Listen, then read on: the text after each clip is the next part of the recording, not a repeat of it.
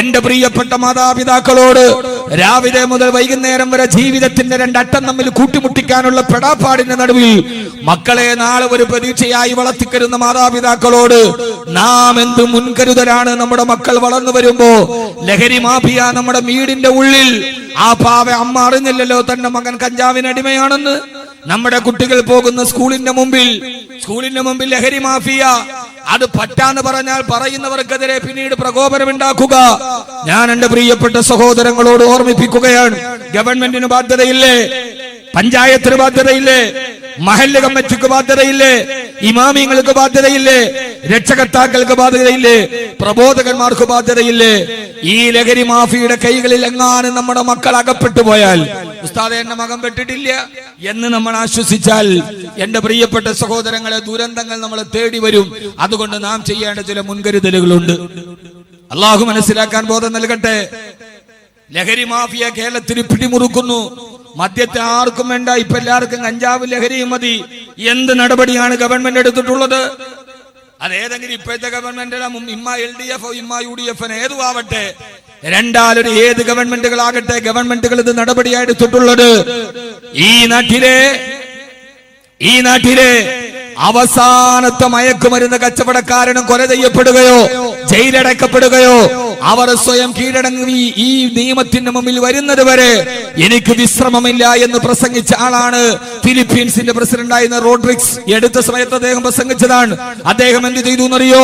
ലഹരി മാഫിയ അമർച്ച ചെയ്യാൻ വേണ്ടി പൊതുജനങ്ങളുടെ കയ്യിൽ തോക്ക് കൊടുത്ത് ലഹരി മാഫിയ വെടിവെച്ച് വീഴ്ത്തി. അവസാനത്തെ മയക്കുമരുന്ന് കച്ചവടക്കാരനും ഇവിടെ വീഴുന്നത് വരെ എനിക്ക് വിശ്രമമില്ല എന്ന് അദ്ദേഹം പറയുമ്പോ, ഈ കഴിഞ്ഞ ലോക്സഭാ തെരഞ്ഞെടുപ്പിൽ പഞ്ചാബിൽ അമരീന്ദർ സിംഗിന്റെ നേതൃത്വത്തിലുള്ള കോൺഗ്രസ് സർക്കാർ അധികാരത്തിൽ വന്നു. ആ കോൺഗ്രസ് മുന്നണി തെരഞ്ഞെടുപ്പിനെ നേരിടുമ്പോൾ അവരുടെ പ്രകടന പത്രികയിൽ ആദ്യം പറഞ്ഞത് പഞ്ചാബിനെ ഞങ്ങൾ ലഹരി മുക്തമാക്കുമായിരുന്നു എന്നായിരുന്നു പ്രകടന പത്രികയുടെ വാഗ്ദാനം. ഇന്ത്യ രാജ്യത്തിന്റെ ധാന്യപുര എന്ന പേരറിയപ്പെട്ട പഞ്ചാബ് ഇന്ന് ഇന്ത്യയുടെ ഏറ്റവും വലിയ ലഹരിയുടെ ധാന്യപുരയായി മാറി. നമ്മുടെ കേരളമോ മലബാർ അടക്കമുള്ള പ്രദേശങ്ങൾ ലഹരി നമ്മുടെ വീട്ടിലേക്ക് വരുമ്പോ അവര് നോട്ടമിടുന്നത് നമ്മുടെ 12, 13, 14 വയസ്സുള്ള നമ്മുടെ പൊന്നോമനകളെ ആകുമ്പോ, രാവിലെ മക്കളെ പറഞ്ഞു വിട്ടാൽ വൈകുന്നേരം തിരിച്ചു വരുന്നത് വരെ എവിടേക്കാണ് മക്കൾ പോകുന്നത്, ആരുമായിട്ടാണ് കൂട്ടുകൂടുന്നത് എന്ന് തിരിച്ചറിയാൻ കഴിയാത്ത രീതിയിൽ നമ്മുടെ വീടുകൾക്കുള്ളിലേക്ക് ലഹരി മാഫിയകൾ കടന്നു വരുമ്പോ, എന്റെ പ്രിയപ്പെട്ട സഹോദരങ്ങളോട് സഹോദരിമാരോട് ആദരവായ പ്രവാചകൻ നബി മുഹമ്മദ് മുസ്തഫ, ഉറക്കപ്പറ, ആദരവായ പ്രവാചകൻ നബി മുഹമ്മദ് മുസ്തഫ സല്ലല്ലാഹു അലൈഹി വസല്ലം പഠിപ്പിച്ചു തന്നതുപോലെ നമ്മുടെ പ്രിയപ്പെട്ട മക്കളെ നാളെ നമ്മുടെ ജീവിതത്തിന്റെ അവസാന ഭാഗത്ത് നമുക്കൊരു അത്താണിയായി, എന്റെ ആരോഗ്യം നെട്ടപ്പെട്ടിട്ട് ഞാൻ കിടപ്പറയിൽ കിടക്കുമ്പോ, കട്ടിലിൽ കിടക്കുമ്പോ എനിക്കൊരു ഊന്നുപടിയായിട്ടാണ് മക്കളെ ഞാൻ വളർത്തുന്നതെങ്കിൽ, എന്റെ പ്രിയപ്പെട്ട സഹോദരങ്ങളെ സഹോദരിമാരെ, 10-ാം വയസ്സ് മുതൽ 11, 12, 13 വയസ്സുള്ള കൊച്ചുകുട്ടികളെ ലഹരിക്കവര് അടിമകളാക്കപ്പെടുമ്പോ, ഞാൻ എന്റെ പ്രിയപ്പെട്ട സഹോദരങ്ങളോട് പറഞ്ഞു തരുന്നത്, അവസാനം നമ്മൾ കൈകുടിച്ചിട്ട് വിലപിച്ചിട്ട് കാര്യമില്ല. നമ്മുടെ മക്കളെ കാര്യത്തിൽ നമ്മൾ ശ്രദ്ധിക്കണേ. ആ മക്കളെ നമ്മൾ ആ രീതിയിൽ വളർത്തിക്കൊണ്ടുവരണേ. ഒരു ഇസ്ലാമിക സാഹചര്യത്തിൽ ആ മക്കളെ വളർത്താനുള്ള ബാധ്യത ആദരവായ പ്രവാചകൻ നബി മുഹമ്മദ് മുസ്തഫ സല്ലല്ലാഹു അലൈഹി വസല്ലം പറയുകയാ, അല്ലാഹുവിന്റെ പ്രവാചകൻ പഠിപ്പിച്ചു തന്നത്, നിങ്ങളുടെ മക്കളോട് നിങ്ങൾക്ക് ചില ബാധ്യതകളുണ്ട്. ഇത് ഒരിക്കൽ കൂടി പറയാൻ കാരണം, നമ്മുടെ മക്കൾ വളർന്നു വരേണ്ടവരല്ലേ. ആ മക്കളെ ചെറുപ്പത്തിലേ തന്നെ അവർക്ക് സംസ്കാരം പഠിപ്പിച്ചു കൊടുക്ക്, അവർക്ക് തർബീയത്ത് പഠിപ്പിച്ചു കൊടുത്ത് ആ മക്കളെ നല്ല വഴിയിലൂടെ നടത്തേണ്ട ബാധ്യത നമുക്ക്. എന്റെ പ്രിയപ്പെട്ട കാസർഗോഡ് ചെറുപ്പക്കാരാ, ഒരു കാലത്ത് ആവേശത്തിന്റെയും നിശ്ചയദാർഢ്യത്തിന്റെയും അടയാളമായിരുന്ന ഊടും ഉഷിരുമുള്ള കാസർഗോഡ് ചെറുപ്പക്കാര് ഇന്ന് ചെറുപ്പക്കാര് മുഴുവനും ലഹരിയുടെ അടിമകളായി ഒരുമാതിരി മന്ദതയിലോട്ട് നടന്നു പോകുമ്പോ, ഈമാനിന്റെ ആവേശമുണ്ടായിരുന്ന ഊരും ചൂരുമുണ്ടായിരുന്ന കാസർഗോഡ് ചെറുപ്പക്കാര് ഇന്ന് ആ ചെറുപ്പക്കാര് മുഴുവനും ലഹരി മാഫിയുടെ അടിമകളായി മാറുമ്പോ, മാറേണ്ട സഹോദരങ്ങള്, നമ്മുടെ ചുറ്റുപാടുകളിൽ നിന്ന് പിശാചുക്കൾ പാർക്കുന്ന വേതാള നഗരം പോലെ ഭൂമി അധപ്പതിച്ചു പോകുമ്പോ, 12 വയസ്സുകാരൻ അച്ഛനാകുന്നു, കുട്ടിയുടെ ശരീരം ശരീരത്തിലേക്ക് കടന്നു പിടിക്കുന്ന പിതാക്കന്മാർ എല്ലാം ഒരു ഇറച്ചി കച്ചവടം പോലെ അതപ്പതിച്ചു പോകുമ്പോ നമ്മുടെ മക്കൾ മുഴുവനും നമുക്ക് പോലും അറിയാൻ കഴിയാത്ത രീതിയിൽ വഴിപടച്ചു പോകുമ്പോ ഞാൻ ഈ അടുത്ത സമയത്ത് കുറെ വർഷങ്ങൾക്ക് മുമ്പ് തിരുവനന്തപുരം ജില്ലയിലെ ഒരു സ്ഥലത്ത് പ്രഭാഷണത്തിന് പോകുമ്പോ എനിക്കുണ്ടായ ഒരു അനുഭവം ഞാൻ പങ്കുവെക്കട്ടെ. അവിടെ ആ പരിസരത്ത് ഞാൻ അവിടെ വീട്ടിലൊരു ഭക്ഷണത്തിന് പോയി. ആ ഭക്ഷണത്തിന് പോകുമ്പോ ഒരു 35-40 വയസ്സുള്ള ഒരു ഉമ്മയുണ്ട് അവിടെ. അവരവിടെ ഭക്ഷണം എനിക്ക് നിർബന്ധമായിട്ട് ഭക്ഷണം അവിടെ വേണമെന്ന് ക്ഷണിച്ചിട്ട് അവിടെ പോകുമ്പോ ഭക്ഷണമെല്ലാം കഴിഞ്ഞ് ഇറങ്ങാൻ പോകവേ അവരുടെ മകൻ വന്നു. അവര് പറഞ്ഞു ഉപ്പ മരിച്ചുപോയി. പക്ഷേ +1 പഠിക്കുന്ന ഒരു കുട്ടിയുണ്ട്, കണ്ടാല് ആപ്പിള് പോലെ തുടുത്തിരിക്കുന്ന എത്രയോ സൗന്ദര്യമുള്ള ഒരു കുട്ടിയാ. അവന്റെ തോളത്ത് കൈയിട്ടിട്ട് ഞാൻ പറഞ്ഞു, മോനെ ഉപ്പ മരിച്ചുപോയി. സുന്ദരിയായ ഉമ്മ ഒരു പുനർവിവാഹം പോലും ആലോചിക്കാതെ ജീവിക്കുന്നത് നിനക്ക് വേണ്ടിയാണ്. അതുകൊണ്ട് ഉമ്മയെ കഷ്ടപ്പെടുത്തരുത്, ഉമ്മയെ ദുഃഖിപ്പിക്കരുത്. എന്നാ കുഞ്ഞിന്റെ തോളത്ത് കൈയിട്ടിട്ട് ഞാനൊരു ഉപദേശം കൊടുക്കുമ്പോ വാതിലിന്റെ പുറകിൽ നിന്ന് ഒരു വല്ലാത്ത പൊട്ടിക്കരച്ചില് കേട്ടു. ഉമ്മ ഇരുന്നിട്ട് പൊട്ടിക്കരയുകയാണ്. ഞാനോത്തു ഭർത്താവിനെ കുറിച്ച് എന്റെ പിതാവിനെ കുറിച്ച് പറഞ്ഞപ്പോൾ ഉണ്ടായ ഒരു ദുഃഖമായിരിക്കാം. എന്റെ കൂടെ ഉണ്ടായിരുന്ന ഖത്തീബിനോട് പറഞ്ഞു, ഉസ്താദിനോട് എനിക്ക് ഒറ്റക്കൊന്ന് സംസാരിക്കണം. ഞാനും ആ ഖത്തീബും കൂടി വെളിയിലോട്ട് വരുമ്പോ അവര് വന്നിട്ട് എന്നോട് പറഞ്ഞത്, ഉസ്താദേ, ഞാൻ ചോദിച്ചു എന്തിനാ കരയുന്നത്? ചെറുപ്പത്തിലെ വൈദ്യം വന്നാലും അള്ളാഹു നല്ലൊരു പൊന്നുമോനെ തന്നിട്ടുണ്ടല്ലോ. ആ പ്രിയപ്പെട്ട ഉമ്മ പറഞ്ഞത്, ഉസ്താദേ, എന്റെ ഏറ്റവും വലിയ ദുഃഖം ഇന്ന് എന്റെ ആ മകനാ. എന്താന്ന് ചോദിച്ചപ്പോ അവര് പറഞ്ഞ വാക്ക് കേട്ടിട്ട് ഞാൻ അറിയാതെ തലകുനിച്ചു പോയി. എങ്ങനെയാ ഉസ്താദിനോട് പറയാ? ഉസ്താദേ, രാത്രിയിൽ എന്റെ ബെഡ്റൂമിന്റെ കുറ്റിയിടാതെ കിടക്കാൻ എനിക്ക് പേടിയാ. ആരെ പേടിച്ചിട്ടാ? അപ്പുറത്തെ കള്ള് കച്ചവടക്കാരനെയല്ല, ചന്തയിലെ നൊട്ടോറിയസ് ക്രിമിനലിനെയല്ല, അപ്പുറത്ത് കിടന്നുറങ്ങുന്ന എന്റെ +1 പഠിക്കുന്ന മകനെ പേടിച്ചിട്ട് കുറ്റിയിടാതെ കിടക്കാൻ എനിക്ക് പേടിയാ. ഏത് സമയത്തും അവൻ എന്റെ ശരീരത്തിലേക്ക് തുറിച്ചു നോക്കുകയാ.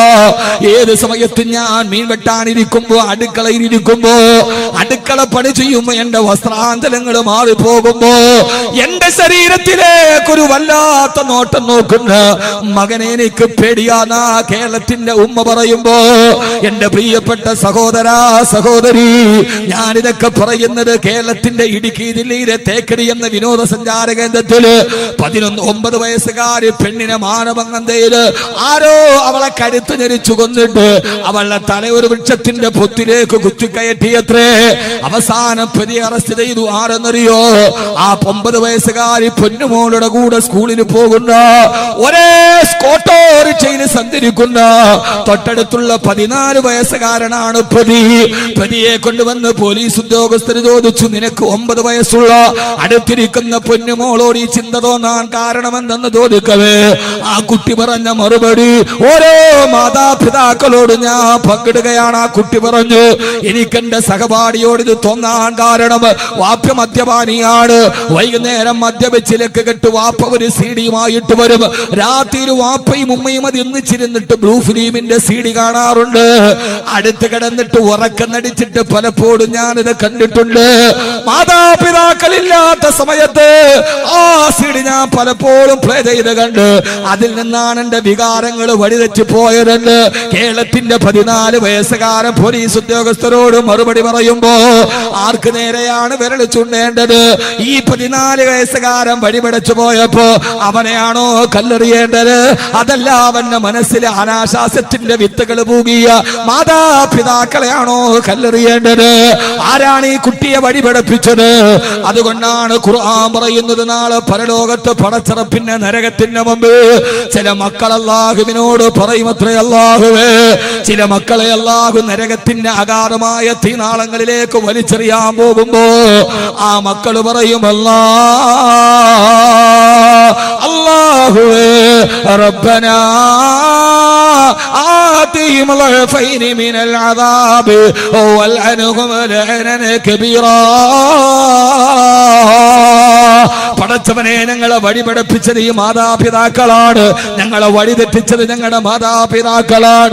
റബ്ബനാ, ഞങ്ങളുടെ രക്ഷിതാവേ, ആതിഹിം ളഅഫൈൻ മിനൽ അദാബ്, ഞങ്ങൾക്ക് തരുന്ന ശിക്ഷയുടെ 2 ഇരട്ടി ഞങ്ങളുടെ മാതാപിതാക്കൾക്ക് കൊടുക്കണേ.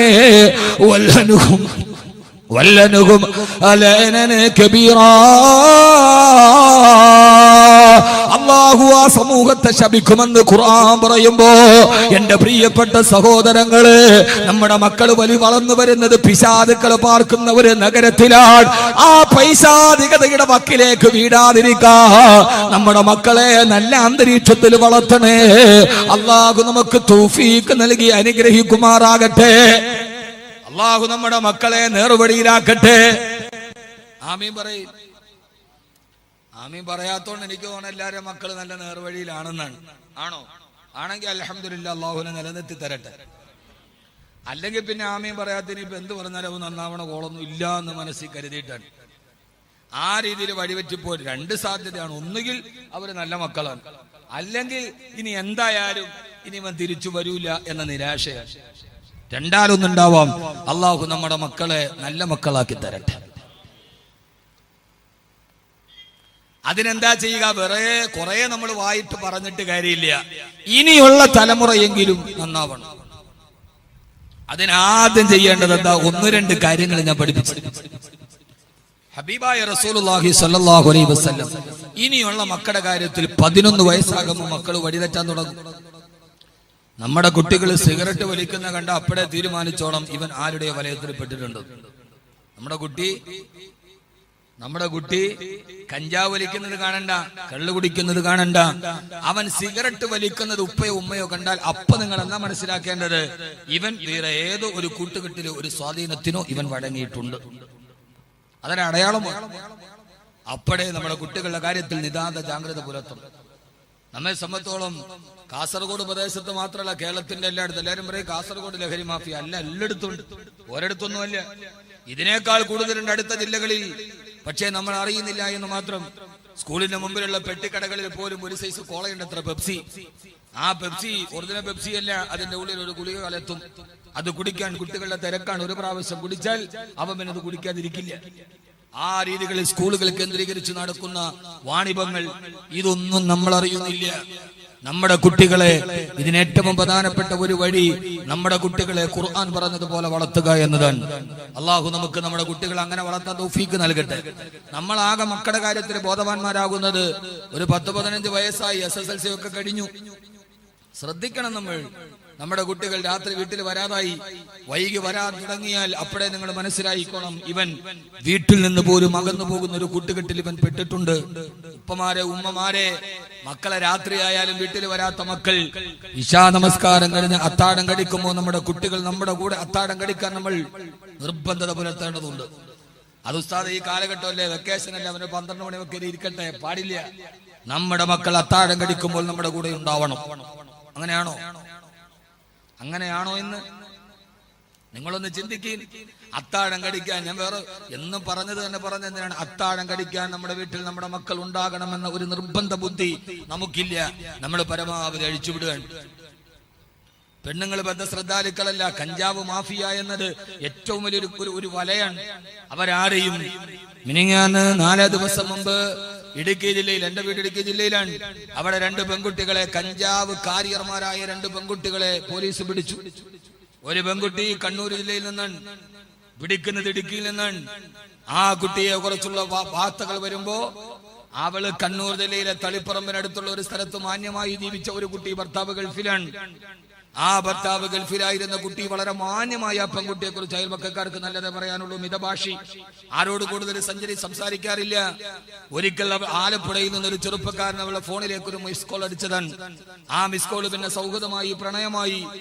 ഒരു കുട്ടിയെയും ഭർത്താവ് ഗൾഫിൽ നിന്ന് വന്നപ്പോ ഉണ്ടായിരുന്ന കുട്ടിയെയും വലിച്ചെറിഞ്ഞിട്ട് കാമുകന്റെ കൂടെ പോയി. ആ പെണ്ണിനെ പിന്നെ ആളുകൾ അറിയുന്നത് പിന്നെ ഒരു വിവരമില്ല. പിന്നെ അവൾ കഞ്ചാവ് കച്ചവടക്കാരന്റെ കാരിയറായി മാറി. കണ്ണൂർ ജില്ലയിലെ തളിപ്പറമ്പിനടക്കുള്ള ഒരു ഗൃഹാന്തരീക്ഷത്തിന്റെ ഉള്ളിൽ സ്വസ്ഥമായി തന്റെ ഭർത്താവിന്റെ കൂടെ നാട്ടുകാർക്കും അയൽവക്കക്കാർക്കും നല്ല അഭിപ്രായത്തോടെ ജീവിച്ച ഒരു പെൺകുട്ടിയെ കഞ്ചാവ് കച്ചവടവുമായി ബന്ധമുള്ള ഒരാൾ മിസ്കോളിലൂടെ പരിചയപ്പെട്ടപ്പോ എങ്ങനെയാണ് അച്ചടക്കമുള്ള ആ പെൺകുട്ടി പിന്നെ കഞ്ചാവിന്റെ കാരിയറായി മാറിയത് എന്ന് ചിന്തിക്കുമ്പോ ഞാൻ ഈ വിഷയം പറയാൻ കാരണം നമ്മുടെ സമൂഹത്തെ മുഴുവനും ചൂഴ്ന്നു നിൽക്കുന്ന ഒരു വലയുണ്ട്. അറിയാതെ തൊട്ടുപോയാൽ മനുഷ്യനെ മുഴുവനും ചുറ്റി വരയുന്ന ഒരു വല. ആ വലയിൽ പെട്ടവരെ പിന്നെ എഴുന്നേറ്റ് വന്നിട്ടില്ല. അതുകൊണ്ട് നാം എല്ലാവരും നിതാന്ത ജാഗ്രത ജാഗരൂകരാകേണ്ടത് ഭരണകൂടം. ആ ഭരണകൂടം മുഴുവനും നോക്കേണ്ടത്, ഭരണകൂടത്തിന്റെ ശ്രദ്ധ പറയേണ്ടത്, ഇനിയിപ്പോ വിളിച്ചതാരാ, അത് പെണ്ണാണോ അല്ല ചാനലുള്ളവളാണോ, അത് കഴിഞ്ഞ് പോയി, അത് കഴിഞ്ഞ് മൂന്നാം വാദ്യം കഴിഞ്ഞ് ഇനിയിപ്പോ അത് വിട്ടിട്ട് ലഹരിയുടെ കാര്യത്തിലേക്ക് നടന്നു പോകുന്ന ഈ സമൂഹത്തിനെ പ്രതിരോധിക്കാൻ ഗവൺമെന്റ് നടപടിയെടുക്കണം, ഭരണകൂടം നടപടിയെടുക്കണം. മഹല്ല് കമ്മിറ്റികൾ ബോധവൽക്കരണ ക്ലാസുകൾ നടത്തണം. ഇമിയമായങ്ങൾ അതിനുവേണ്ടി മഹല്ല് കമ്മിറ്റിയുടെ ജോലി പൈസ പിരിക്കലും ഉറൂസ് നടത്തലും മാത്രമല്ല. സെക്രട്ടറി ഒക്കെ ഉണ്ടല്ലോ, സെക്രട്ടറി പോയാ സെക്രട്ടറി അവരൊക്കെ ഇരിക്കുമ്പോൾ വേണ്ടേ പറയണം. നമ്മളിത് മാത്രമല്ല, ഉറൂസ് നടത്തുക, പൈസ പിരിക്കുക, പള്ളിയിൽ ശമ്പളം കൊടുക്കുന്നത് മാത്രമല്ല, വെക്കേഷനായി